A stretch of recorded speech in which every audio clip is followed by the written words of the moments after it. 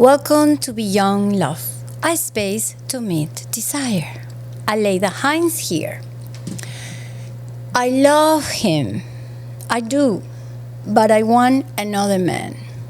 Oh, that's a problem. I see this problem many times in my practice. People who feel comfortable in their relationship but desire another people outside their relationship. It is not light, not comfortable, not easy. But it's important to face and understand, because infidelity is not always a rupture or lack of morals or lack of love. Often, more often than you can imagine, infidelity happens because desire had nowhere to live inside the relationship. It is a painful crossing of boundaries that often reveals unmet emotional or erotic needs, the longing to feel alive.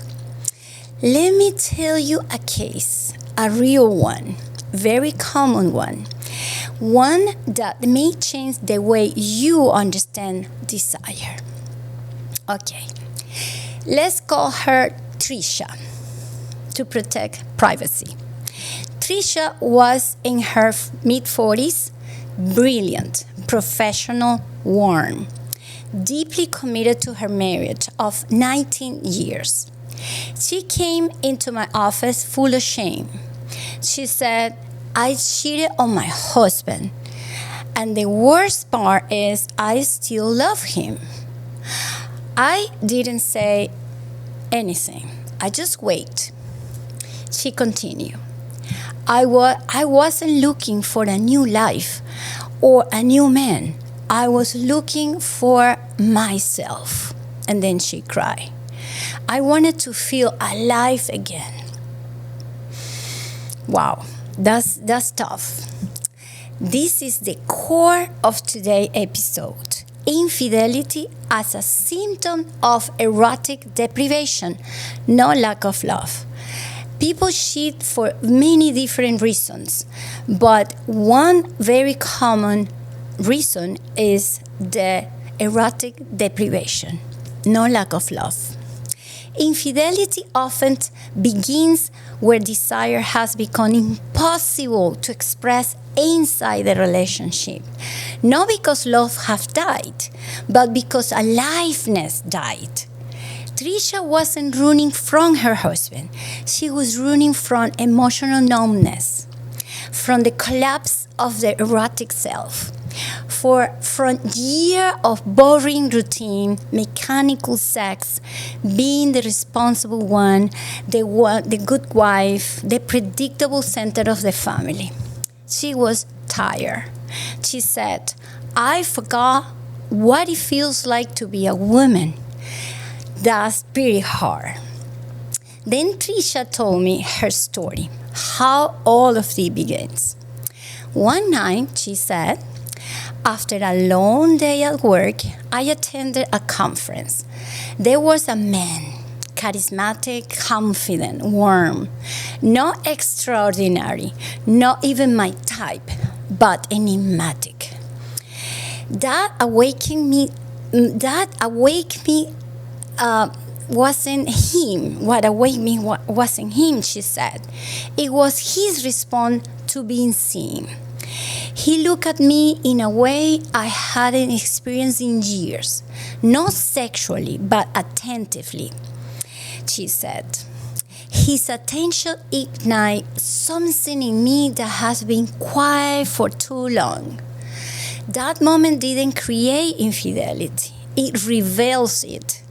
It revealed the vacuum inside her marriage, a vacuum her husband did not create intentionally, but they had no play, no erotic curiosity, no imagination, no space to express desire.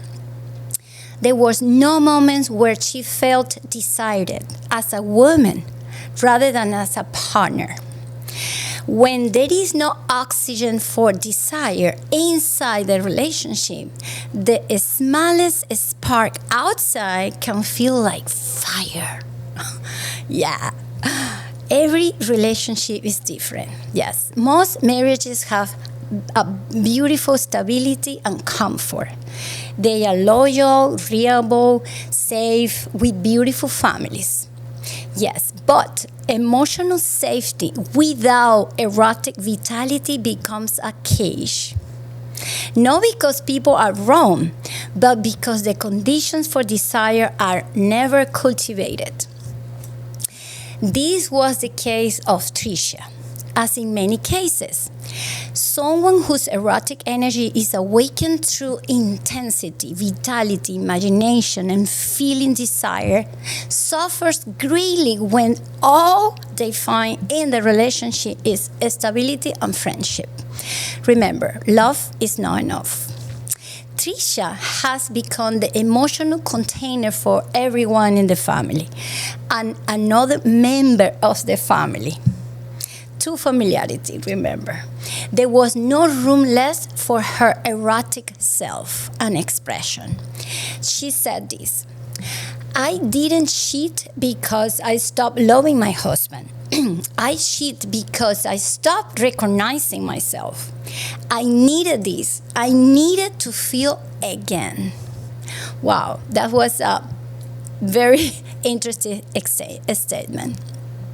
This is not a justification, This is just an explanation so you can understand how desire functions and how important is desire to maintain a healthy relationship over time, even to keep you healthy. Because when desire cannot be expressed inside the relationship, it usually looks for oxygens elsewhere. Not out of cruelty, not out of loyalty, but out of human need. It's just a human need. Solution. What is the solution? Keep in mind that the solution is a process. The process of rebuilding desire inside the relationship to repair the relationship and connect again. Repair and connect. What happened to her husband? What about her husband? As many partners said, many partners and many people say, I thought we were fine. This is what many partners believe because the absence of conflict looks like peace, but sometimes it's quite suffocating. So here is what I recommend. This is what I recommend to do for repairing and connecting again. Number 1, very important, name the erotic deprivation. Yes, you need communication. You need to express, you need to tell your partner what is missing. So name the erotic deprivation. For the first time in years, Tricia told her husband, I don't feel alive with you. Wow, that's painful. Yes. Essential? Absolutely. He needed to hear the truth, and she needed to say it. Sometimes you protect your partner, but it's kind of worse. Number 2, rebuild emotional intimacy. It's not about forgiveness. That's important, but it's not about forgiveness. It's not about sex or more sex. Forgiveness doesn't bring back desire. Having more sex doesn't either. Connection does. Curiosity does. Presence does. It is essential to build emotional intimacy, daily practice of tuning into each other, seeing each other, asking real and hard questions. There is no real emotional intimacy without difficult conversations. Okay, number 3. Create a space for erotic self. Yes, create a space for the erotic self. The breakthrough. Usually partners say, I never know what to do or what to say. Yeah, that's a very common statement. I never know what to do. I don't know what to say to turn them on. That's the journey. That's exactly the journey. Not through sex techniques, not through sex positions, but through identity, through imagination, through the erotic languages, through play, through rediscovering each other, who you really are. Yes, rediscovering each other every day.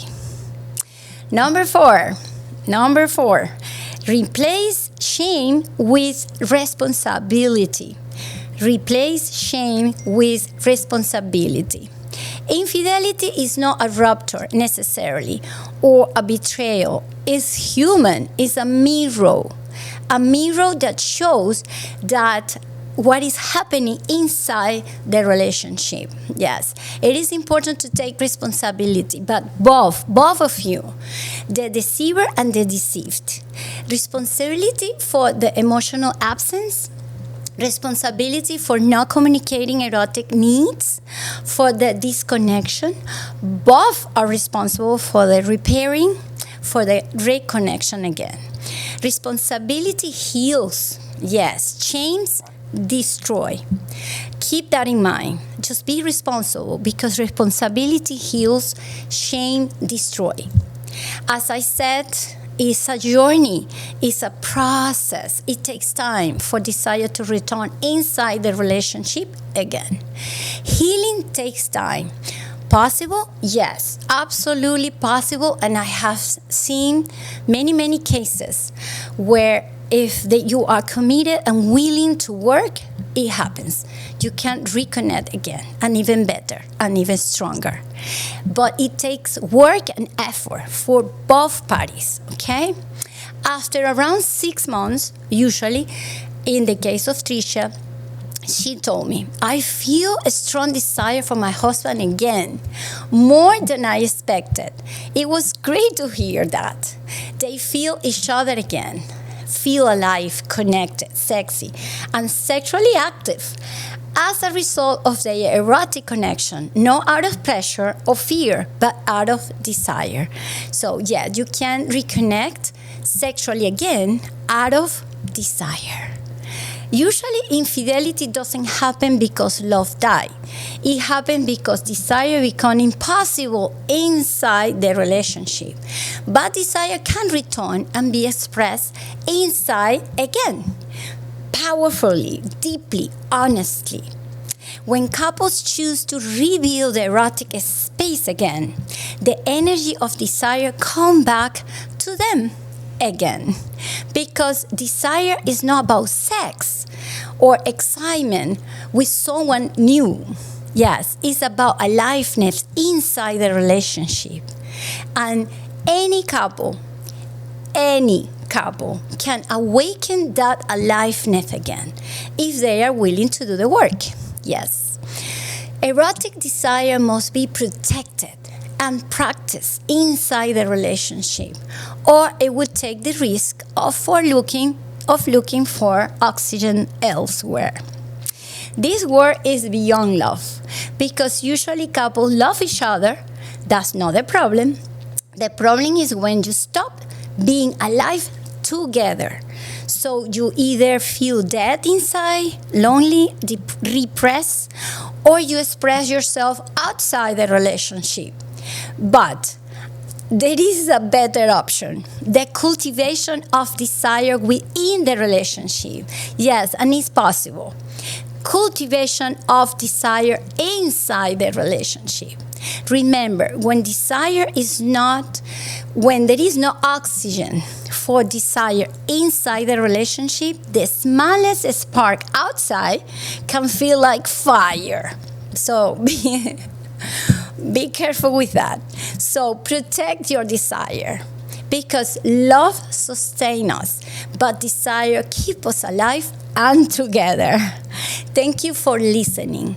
Please find me through my website, AleidaHeinz.com. I will be very happy to assist you. Stay tuned for more.